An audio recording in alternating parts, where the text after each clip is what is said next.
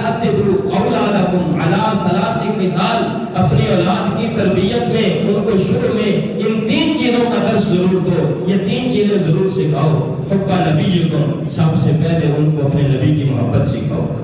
بچپن میں ان کو نبی کے قصیدے سناؤ، بچپن میں ماں لوری دیتے وقت ان کو حضور کی نعت سنائے، بچپن میں ماں دودھ پلاتے وقت ان کو وہ اپنی زبان پر حضور کی ذات پر درود شریف پڑھے، بچپن میں ماں ان کو دودھ پلاتے وقت ان کو کھانا کھلاتے وقت حضور پاک صلی اللہ علیہ وآلہ وسلم کے واقعات سنائے، بچپن میں ماں ان کو سلاتے وقت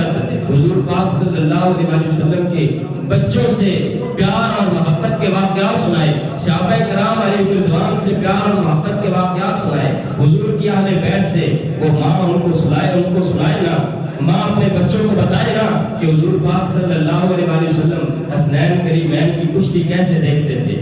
ماں ان کو بتائے نا کہ حضور پاک صلی اللہ علیہ وآلہ وسلم نے خود جناب سیدنا امام حسن اور امام حسین کی کشتی کروائی، اور حضور پاک صلی اللہ علیہ وآلہ وسلم بھی کھڑے ہیں، سیدۃ النساء بھی موجود ہے، جناب سیدنا مولا مرتضیٰ بھی موجود ہے، اور حضور پاک صلی اللہ علیہ وآلہ وسلم امام حسن کو کہتے ہیں حسن حسین کو پکڑو، حسن حسین کو پکڑو، سیدۃ النساء حضور کی شہزادی عرض کرتی ہے یا رسول اللہ حسن تو بڑے ہیں، آپ حسین کو کیوں نہیں فرماتے، چھوٹے بچوں کا ساتھ دیا جاتا ہے تو آپ چھوٹے بچے کو کیوں نہیں فرماتے، حسن تو پہلے ہی طاقتور ہے، وہ تو پہلے ہی بڑے ہیں، آپ انہیں کو فرما رہے ہیں کہ حسن حسین کو پکڑو، حسین کو کیوں نہیں فرماتے کہ حسین حسن کو پکڑو، حضور نے فرمایا فاطمہ تم نہیں دیکھ رہی، میں دیکھ رہا ہوں، میں حسن کو کہہ رہا ہوں کہ حسن حسین کو پکڑو، اور جبرائیل علیہ السلام حسین کو کہہ رہے ہیں کہ حسین حسن کو پکڑو۔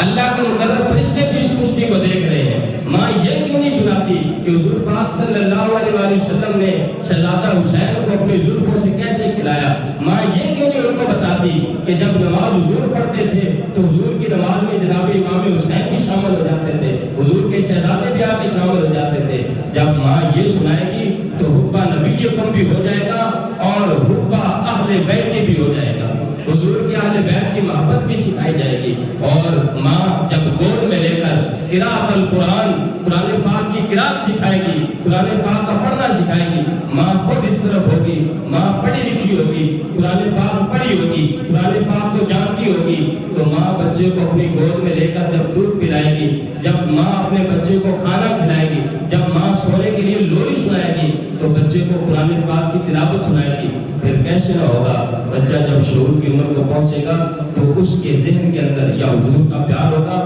یا حضور کی اہل بیت کا پیار ہوگا یا قرآن پاک سے اس کو پیار ہوگا۔